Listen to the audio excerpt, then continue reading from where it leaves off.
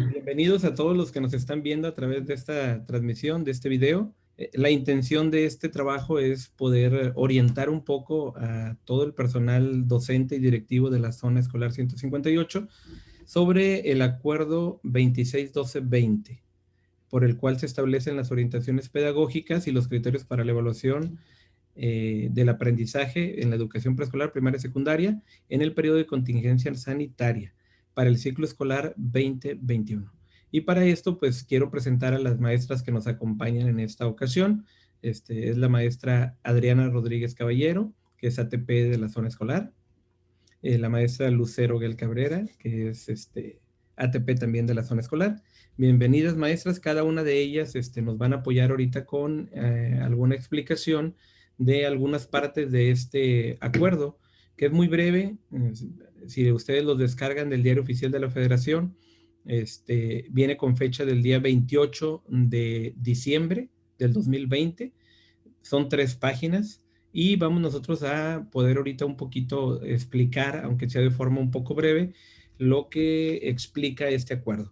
Lo primero que habría que ver tiene que ver con algo que le llaman en el acuerdo, en la publicación, como el considerando, que tiene que ver con estas como justificación de lo que es el acuerdo. Y esta justificación pues nos explica que en el artículo 3º le da facultades a la Secretaría para que valore, para que identifique cómo se va a definir la evaluación de los alumnos, y así empieza a explicar, luego empieza a explicar que hay una situación ahorita de emergencia sanitaria y que esa situación durante esta contingencia sanitaria pues ha tenido que llegar a una modificación del acuerdo original que había para la evaluación de los aprendizajes, para que en función de esto ahora se tomen en cuenta otras situaciones.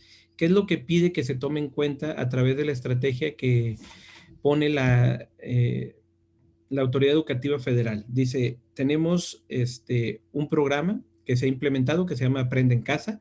Primero fue Aprende en Casa 1, al inicio del ciclo escolar tuvimos Aprende en Casa 2, y ahorita estamos, después de enero, en Aprende en Casa 3. Durante este programa se ha planteado que los alumnos pueden estar en comunicación con el docente, y se manejan 3 niveles o 3 formas de comunicación, y habla de una comunicación y participación sostenida. Para esto les voy a poner aquí en la pantalla, aunque sea de manera breve, lo que el acuerdo nos pone, ¿no? Aquí está, literalmente este es el acuerdo, y lo vamos a ir viendo tal cual, ¿no? Este es el considerando, y la parte que vamos solamente a resaltar, así de manera textual, es esta parte donde habla de la comunicación y participación sostenida. Esta comunicación que se da entre los docentes y los alumnos, dice, en seguimiento de la programación Aprende en Casa 2, ahorita estamos en la 3, por algún medio de comunicación continua entre el titular del grupo o asignatura y sus alumnas y alumnos, participación en sesiones y realización de actividades didácticas indicadas. El inciso B habla de una comunicación intermitente y baja participación en actividades propuestas por el profesor o profesora. Seguimiento ocasional de la programación de Aprende en Casa, comunicación esporádica entre el titular del grupo, asignatura y estudiantes, entrega parcial de trabajos encargados. Esto es lo que incluye, lo que se conoce o se identifica o se identificará a partir de este acuerdo como comunicación intermitente y baja. Comunicación prácticamente inexistente es cuando no hay posibilidad de dar seguimiento al proceso educativo de las alumnas y los alumnos. Entonces, es muy importante que nosotros, como docentes, identifiquemos esta forma de comunicación, y para ello nosotros en la zona hemos hecho hincapié en lo que se le denomina a la frecuencia, porque decíamos que va a depender de esa frecuencia con que nos comunicamos, qué tanto es comunicación y participación sostenida. Es decir, si el docente en el planteamiento que le hace al grupo es una frecuencia diaria, entonces los intervalos que van a pasar entre uno y otro pues son menores, y la cantidad de posibilidades de comunicación sostenida quizás es mayor. Pero también en el momento que no hay esa comunicación diaria, ¿sí? Vamos a suponer, hemos puesto el ejemplo, en una semana, si la comunicación se da 3 días o 2 días a la semana, pues ya se puede considerar como intermitente, ¿sí? porque el docente se está comunicando con la totalidad o con la gran mayoría de los alumnos diariamente. Si la comunicación no es diaria y hay una regla entre el docente y el grupo y los padres de familia y dicen, nos vamos a estar comunicando, van a estar enviando los trabajos cada tercer día, entonces esta frecuencia es más amplia y eso también brinda otras posibilidades a la hora de poner, digamos, a la hora de catalogarlo y decir si es comunicación sostenida, intermitente o inexistente. Y la otra cosa que vamos a destacar de esta parte es lo que habla de las disposiciones generales. Y dice que este presente acuerdo tiene por objeto, así textualmente, establecer las orientaciones pedagógicas y los criterios para la evaluación del aprendizaje de las alumnas y los alumnos. Obviamente de preescolar, primaria y secundaria habla este acuerdo, en el periodo de contingencia sanitaria generada por el virus SARS-CoV-2 o COVID-19 para el ciclo escolar 2021. Y luego dice, el presente acuerdo está sujeto en cuanto a su alcance y vigencia a lo que indiquen las autoridades en materia de salud competentes. Es decir, si hay un cambio en la señal de las autoridades de salud donde dicen, oye, cambiamos el semáforo, ellos manejan semáforos, donde hablan de un riesgo menor o un riesgo mayor, entonces también esto es sujeto a cambio, ¿no? Y ya todo lo no previsto, pues lo resolverá la Secretaría de Educación Pública por conducto de la Dirección General de Desarrollo Curricular y la Dirección General de Acreditación, Incorporación y Revalidación. Entonces, esta es la parte que yo quisiera nada más puntualizar para luego ya entrar y dar paso ahora sí a lo que la maestra Adriana nos va a explicar, que tiene que ver con las orientaciones pedagógicas. Maestra Adriana, le cedemos la palabra. Adelante. Buen día, compañeros. Me da mucho gusto tener la oportunidad de estar compartiendo con ustedes este material. Las orientaciones pedagógicas que nos menciona el acuerdo tienen la intención, bueno, la evaluación siempre ha tenido la intención de aportar información para mejorar la acción educativa. Entonces, ¿de qué se trata? Ahorita el maestro Uciel nos mencionaba los niveles de comunicación. Entonces, en los casos donde hay una comunicación constante, se trata de reconocer el esfuerzo de los niños, niñas y de sus familias. En los casos donde la comunicación es intermitente, se trata de incentivarlos. Y en el caso donde no hay comunicación, pues dejar abierta la posibilidad, la opción. No sancionar ni amedrentar en los casos de que no pueden tener una comunicación constante o como a nosotros nos gustaría. Hay que ser accesibles y empáticos. Entonces, ¿cuál es nuestra responsabilidad? Considerar estas orientaciones, que son 6. La primera es dar prioridad a la función formativa de la evaluación. La evaluación siempre ha tenido esta función formativa, pero aquí nos enfatizan que pasa a segundo término el papel en la asignación de calificaciones. Y entonces se prioriza identificar y modificar los aspectos del proceso que no nos están permitiendo lograr nuestros propósitos educativos. La segunda orientación es indagar en diversas fuentes para obtener información sobre el aprendizaje y emplear estrategias complementarias. Y nos menciona 3 ejemplos. No tiene que ser de esta manera, solamente son para ejemplificar. Uno es tomar la opinión de los alumnos y los padres. Los papás y los niños están tomando una responsabilidad y un papel muy relevante en el logro de los aprendizajes. Entonces, hay que tomarlos en cuenta para evaluar estos. Otro ejemplo es que las tareas y las actividades realizadas sean entregadas por medios digitales o impresos. Entonces, manejar las opciones. Y otro que es muy amplio y sí implica un poco más de indagación de nosotros y de abordar a los niños o a los papás, son los saberes adquiridos que no se consignan explícitamente en el programa de estudio, pero que constituyen aprendizajes relevantes para la vida. Y esos saberes pueden ser muy variados. Entonces, podemos tomar eso en cuenta.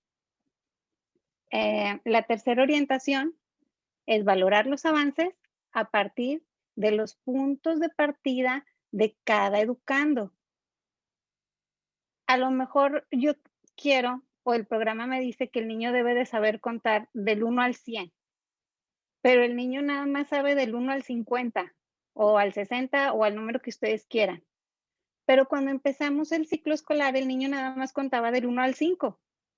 Entonces, del inicio del ciclo escolar a este momento, el niño tuvo un avance positivo, fue parcial, no logró lo que pretendía, pero avanzó. Entonces, yo tengo que valorar eso. El cuarto, que vale la pena leerlo detenidamente. Sería injusto decir que no hay avance en el aprendizaje porque el niño es irresponsable, no tiene interés o no se involucra, cuando la realidad es que el niño está enfrentando barreras de aprendizaje. ¿Cuáles podrían ser estas barreras que no debemos de menospreciar?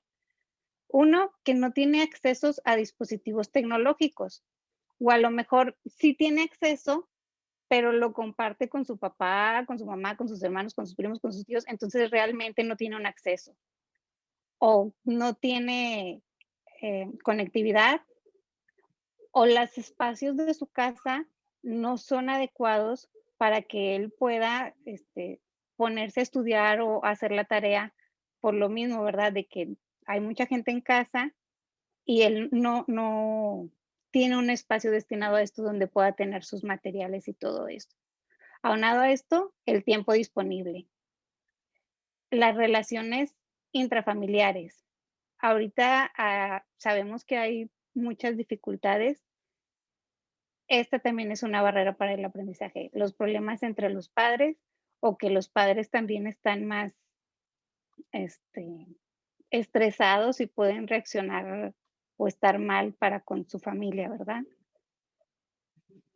Otro es el que no hay interés ni disposición de los papás para apoyar al niño en cuanto a sus estudios, o que sí hay interés, pero que no tienen la capacidad o la habilidad para poder apoyar o ayudar al niño en lo que académicamente se le está requiriendo. Entonces, todas estas barreras del aprendizaje se acentúan más en este periodo que estamos viviendo. El quinto punto de las orientaciones es asignar calificaciones solamente en los casos donde la maestra o el maestro cuente con la información suficiente. Si no tienen información suficiente, no asignen calificación. No va a haber alguna sanción por no asignar calificaciones ni para ustedes ni para los niños. Entonces, si no tenemos información, no calificamos. Y la última, utilizar la evaluación para mejorar el aprendizaje. La evaluación nos debe dar información para definir acciones de mejoramiento.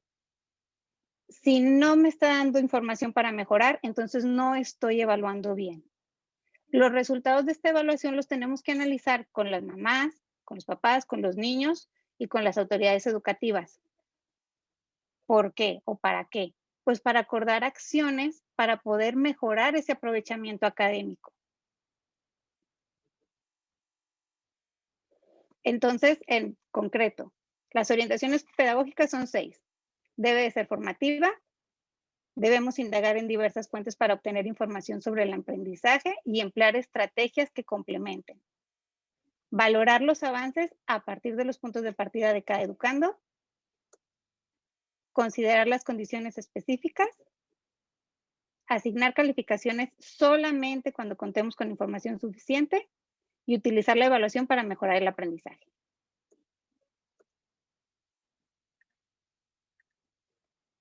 Muchas gracias, maestra Adriana. Bien es cierto y como muy bien lo puntualizaba la maestra, debemos de tomar o nos dice el acuerdo que los docentes que son los responsables, lo puntualiza ahí, que son los responsables de poder evaluar el aprendizaje de los alumnos, deben de considerar estas orientaciones al momento de tomar decisiones. Pero después de haber leído las orientaciones, de analizarlas, de tenerlas en cuenta, nos dice el acuerdo que hay ahora sí unos criterios que se establecen para poder llevar a cabo la evaluación de los alumnos. Y esto lo queremos puntualizar porque ya estamos cerca de el segundo periodo de evaluación. Entonces, para que esto sea de la mejor manera, que nos quede, yo creo, lo más claro posible y que esto nos permita que transitemos en este espacio, en estos momentos, con la evaluación de una manera mejor y apegada a lo que se está establecido, vamos a pedirle ahora a la maestra Lucero que nos apoye con la explicación de estos criterios que establece este acuerdo 26-12-20. Maestra Lucero, adelante. Como ya lo mencionó el supervisor, el día de hoy les voy a hablar de los criterios para la evaluación y nos vamos a centrar en la educación primaria. El primer artículo que viene en este acuerdo es el quinto. En este nos habla de la evaluación que está a cargo del docente de cada grupo. ¿Qué sucede cuando el docente está ausente? Pues aquí entraría el director o el supervisor, dependiendo del caso. En el artículo sexto nos habla de cómo vamos a evaluar a nuestros alumnos con comunicación y participación sostenida. En esta parte vamos a evaluar conforme lo señala el artículo 10 del acuerdo 110319. Es decir, a los alumnos de tercero a sexto grado los vamos a calificar con números enteros en una escala de 5 a 10. Como ya sabemos, la calificación de 5 es reprobatoria y las calificaciones del 6 al 10 son aprobatorias. Para el caso de primero y segundo grado, la escala de calificación será del 6 al 10. En el artículo séptimo nos habla de cómo vamos a evaluar a nuestros alumnos con comunicación y participación intermitente. Aquí con ellos les vamos a registrar una leyenda que sería en el apartado de observaciones o recomendaciones. Se les va a poner la leyenda de información insuficiente. Y en el apartado donde se coloca la calificación o la escala numérica, ahí se le va a poner un guión en medio, pues para cancelar este espacio, puesto que con estos alumnos no se tiene la información suficiente para realizar o establecer una calificación. La calificación se va a poner posteriormente cuando ya se tenga toda la información necesaria para hacer esta valoración. En el octavo nos habla de cómo vamos a evaluar a nuestros alumnos con comunicación y participación inexistente. A ellos les vamos a registrar la frase de sin información en el apartado de observaciones o recomendaciones. Y en la columna donde va la escala numérica, donde se asigna la calificación, se va a poner un guión en medio y posteriormente se les va a reportar o a capturar una calificación cuando ya se tenga la información suficiente para realizar esta valoración. Aquí el docente puede emitir recomendaciones específicas a los padres de familia en los casos que considere necesarios. En el noveno nos habla para la acreditación y promoción de grado o nivel. En este ciclo 2020-2021, para los alumnos de tercero a sexto grado, no se tomará en cuenta el criterio de asistencia, como lo marcaba el acuerdo 110319. ¿Qué va a pasar entonces? En el apartado donde viene asistencia, se va a colocar un guión o una línea para cancelar este espacio. En el décimo nos habla de que en caso que lo determine el docente o al no existir condiciones objetivas para formular un criterio, las evaluaciones o valoraciones que se registren serán preliminares, es decir, las calificaciones definitivas se registrarán al finalizar el ciclo escolar 2020-2021. En el 11º nos habla de que en caso de que las niñas o los niños se trasladen a otra escuela y le soliciten las valoraciones del primer periodo, pues podrá hacerlo con ayuda del docente que se encuentre a cargo del grupo receptor. En el 12º nos habla de que por medio de la boleta es como les vamos a comunicar los resultados de evaluación a los padres de familia. ¿Cuándo o en qué momento? En los periodos en los que nos señala el artículo primero del acuerdo 150820, que en este segundo periodo vendría siendo 4 días antes de irnos de vacaciones de Semana Santa y en el tercer periodo sería 4 días antes de finalizar el ciclo escolar. En el 13º nos dice que las evaluaciones, las boletas de evaluación serán propuestas a disposición del padre de familia por medios electrónicos o medios disponibles pertinentes, siempre y cuando se sigan las medidas sanitarias emitidas por nuestras autoridades. Y en el 14º nos dice que la comunicación del resultado de las evaluaciones pueden ser a distancia utilizando la tecnología o medios digitales. En el 15º, para las familias que requieren orientaciones específicas o recomendaciones para favorecer el aprovechamiento de los alumnos, pues se pueden poner en contacto padre de familia y el docente para llegar a un acuerdo en qué medio van a utilizar y en qué horario sería. En el 16º nos dice que de ser imposible entregar una boleta por medios digitales, pues se puede llegar a un acuerdo con las autoridades escolares del plantel, es decir, el director, y entregarlas de forma física en la escuela, siempre y cuando esto sea viable y se cumplan con las medidas sanitarias establecidas por nuestras autoridades. Y por último, vienen 2 acuerdos, dos artículos transitorios donde nos habla el primero de que este acuerdo entre en vigor a partir de que se publica en el Diario Oficial de la Federación, y el segundo nos dice que este acuerdo se pone en práctica en este ciclo 2020-2021 debido por las emergencias sanitarias que estamos viviendo actualmente. Sería todo de mi parte. Muchas gracias.